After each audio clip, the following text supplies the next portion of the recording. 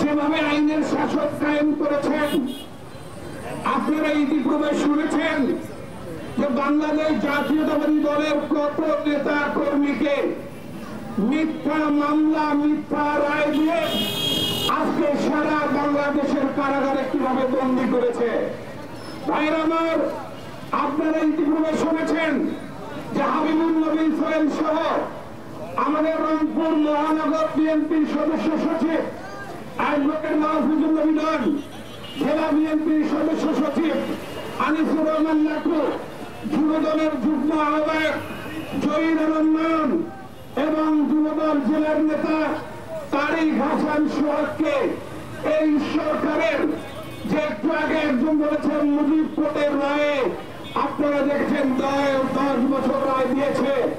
আমরা বলতে চাই যে এই সকল মিথ্যা মামলা দিয়ে, এই সকল মিথ্যা রায় দিয়ে আমাদের দলের নেতা কর্মীকে পিছিয়ে দেওয়া যাবে না।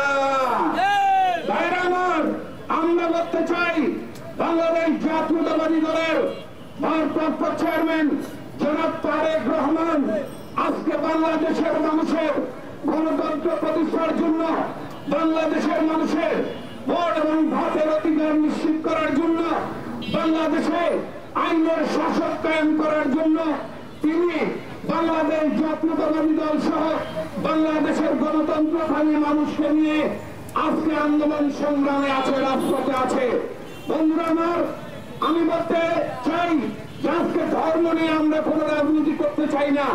বিএনপি কোন ধর্ম নিয়ে রাজনীতি করাকে বিশ্বাস করে না।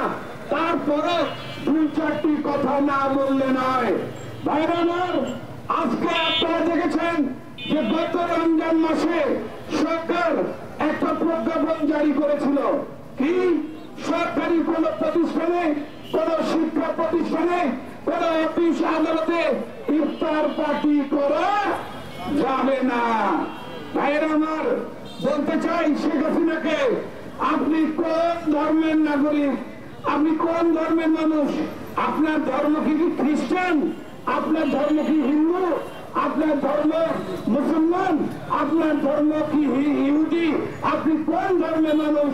যে আপনার দেশে, যে দেশের 90% লোক মুসলমান, যে দেশে আপনি মুসলমান হিসেবে নিজেকে দাবি করেন, আপনি রোজার আমাদের পবিত্র রমজান মাসের ইফতারকে প্রজ্ঞাপন জারি করে বন্ধ করে দেন স্কুল, কলেজ, অফিস আদালত থেকে। ভাইরা আমার, তাই আমার জিজ্ঞাসা, আজকে বাংলাদেশ থেকে শুধু আইনের প্রশাসন নয়, আজকে বাংলাদেশের মানুষের ধর্মীয় অধিকার হরণ করার জন্য শেখ হাসিনা কাজ করে চলেছে। ভাইরা আমার, আমি বলতে চাই যে আজকে যদি কোন শিক্ষা প্রতিষ্ঠানে দেখেন অন্য ধর্ম মানুষ কিভাবে পালন করে, আমরা তো কখনো বাধা দেই না, আমরা পারলে তাদেরকে সহযোগিতা করি। আর আপনি আমাদের ধর্মীয় আচার অনুষ্ঠান পালন করার জন্য আপনার প্রশাসনের কাছে নাকি আমাদেরকে অনুমোদন নিতে হবে, অনুমতি নিতে হবে। তাই বন্ধুরা, আজকে বাংলাদেশের সুশাসন ব্যবস্থা নষ্ট করে নেই। আজকে আমাদের যে মুসলমানের ধর্ম, এই ধর্মীয় রাষ্ট্র থেকে আজকে আমাদের যে ধর্মীয় অধিকার, এই অধিকার হরণ করার জন্য শেখ হাসিনা চেষ্টা করছে। তাই বন্ধুরা, আপনাদেরকে সজাগ হতে হবে।